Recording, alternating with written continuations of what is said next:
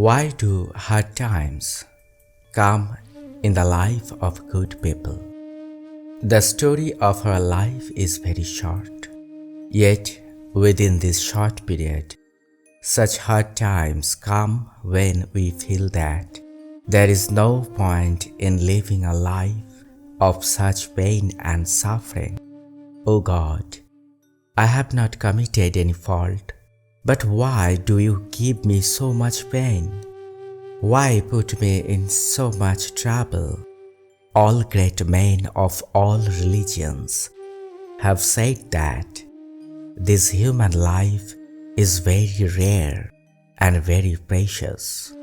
But why most of the time of this precious life is spent fighting bad situations and sufferings? So, what is the way out of this hard time?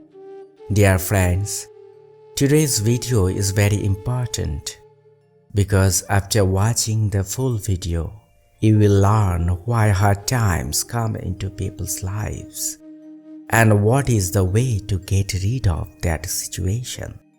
Request, watch the video till the end because half knowledge is more harmful than ignorance.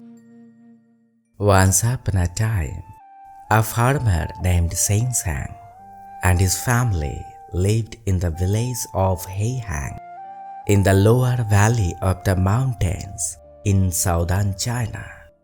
Sang was a very simple and pious person. He was busy only with his farming from morning till evening. After evening, he spent time with family and worshipping God. In this way, his normal life was going on. At the beginning of the rainy season, the water in the river started to rise. It started raining so heavily that the super flood ended up drowning the crops of the land of Sang. Even after trying hard, he could not save his small house from the flood. The small house built with love and care was dry like a straw.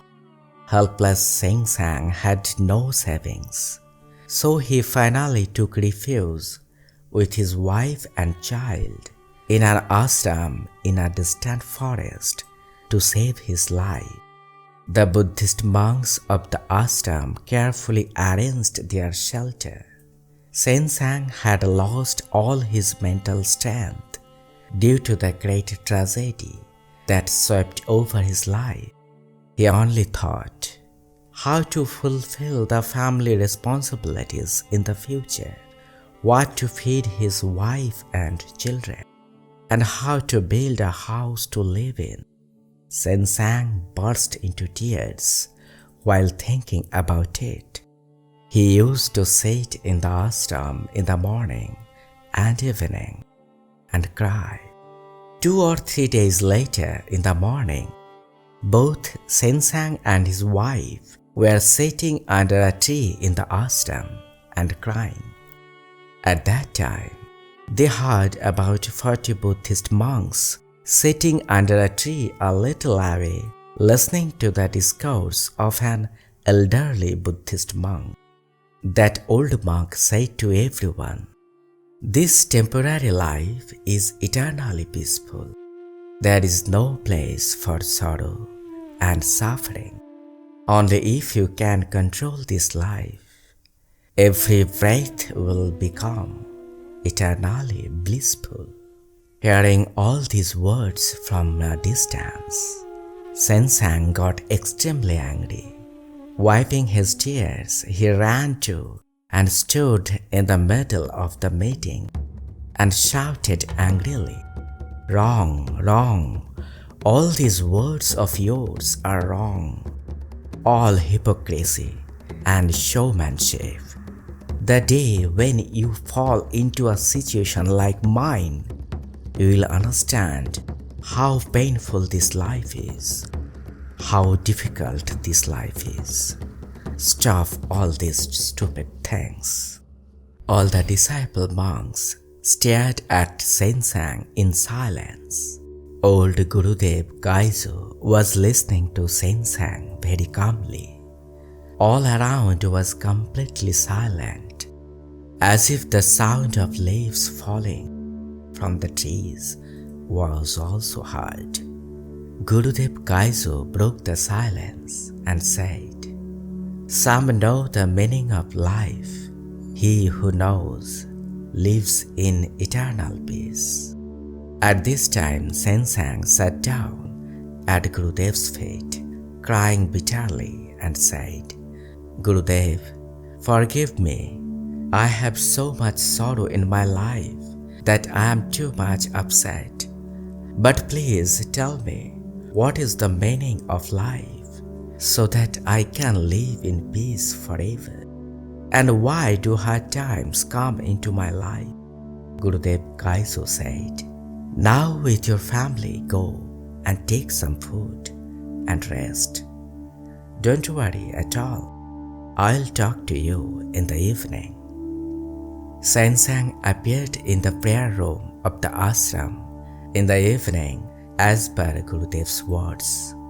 Many questions were running through his mind all day. What is the meaning of life? If you know it, you can live in peace forever. All these monks and nuns must know the real truth. Otherwise, why are they all so calm and meditative in peace?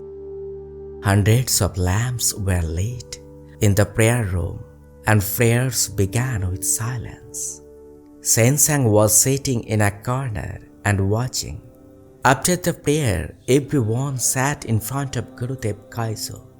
Gurudev beckoned Sensang, sitting him beside, and said, "Dear Sensang, whatever you see in this world, nothing is permanent. One day everything will come to an end. Nothing is yours, not even this body. At the time of birth, did you bring a field full of crops and your home with you? Or will you take these with you when you leave? We have come to this world to spend a certain time. We claim this as mine and that as mine until illusion and lust, and consider material happiness as peace. If you want true eternal peace in life, just follow the 3 precepts of the great Buddha." Sensang's face brightened at Gurudev's words. He said, "Oh Gurudev, tell me what those 3 principles are. I want to know." Very calmly, Gurudev Kaiso said, "Dear Sensang, Mahatma Buddha's first principle is to know this life. We are born in the cycle of physical suffering. All the suffering in this life is self-made, our karma. We accept that problems will not come into our lives. No trouble or sorrow we have to face. Our mental state has never learned to welcome trouble and sorrow. So when sorrow and hard times come into our lives, we stoop before it and get demoralized. Our state of mind should be such that we won't be happy even in happiness or sad even in the worst times of life. Life means problems. We have to be mentally prepared. When you are prepared in advance, you won't be overwhelmed by life's worst times and problems. The mind will remain fixed in its place." The second principle is a life without expectations. The only cause of all our sorrows is our expectations. At every step of life, we expect. From this expectation comes illusion and infatuation. And when it is not fulfilled, we suffer. Every step, every action, and every moment of your life must be without expectation. If so, no sorrow on earth can touch you in the least. Sensang looked at Gurudev's face and asked, "Oh Gurudev, I understand your words, but how can I practice living a life without expectations?" Gurudev Kaiso said, after a while of silence, "One has to be prepared oneself from the beginning to live a life without expectations. One has to accept the absolute truth that I have brought nothing to this world and will take nothing with me. Therefore, I have no right to any object or any relationship. I have neither hope nor despair. I have no past, no future. I have only this present and the breathing of this present." The third principle of Mahatma Buddha is gratitude and a calm mind. We are always thinking about what we don't have, and it is this thought that runs this life. From today, you will think about what you have without comparing it with anyone. You might not have them. Just as we wake up in the morning and every day we get a new life, we should be thankful because we are born again and see the light of this world. We should be thankful for everyone around us. We should be thankful for what we have now. Sensang asked Gurudev, "Oh Gurudev, tell me more simply." With a soft smile, Gurudev said, "In this flood, your crops have been lost.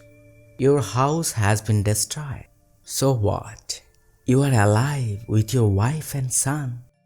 It could have happened late at night that you too could have been swept away by the flood water along with your house. You are living this precious life, which is millions of times better than that. Thank yourself for that. The body is healthy, and with the strength of the mind, you will build a house again and produce crops again. Thank yourself for that."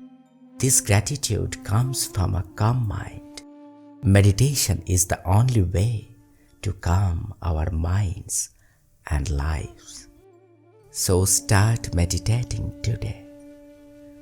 Sensang calmed down and bowed to Gurudev and said, "Oh Gurudev, you have given me a new life. Please tell me one more thing. Why do problems and sorrows come into the lives of simple and good people?" Old Gurudev said, "Everything in this world is changeable. So are people. Troubles and sorrows come in life to make people change. Those who are meditative, those who know the truth, are not disturbed by any problems, are not saddened by any sorrows. They only diagnose the cause of the problem or sorrow through careful thinking and solve it very simply. And of course, they learn from those situations to make life better. The more sorrows and problems come into life, the more you will learn from life, and you will be able to purify yourself. So problems and sorrows come more into the life of good people." Sensang couldn't hold back tears after hearing Gurudev's words. Gurudev said to Sensang, "Dear Sensang, why are you crying?" Sensang said, "Gurudev, I am crying with joy because today I am born again, where there is no sorrow, no worry, no pain, only eternal peace. Thank you for giving me a new life.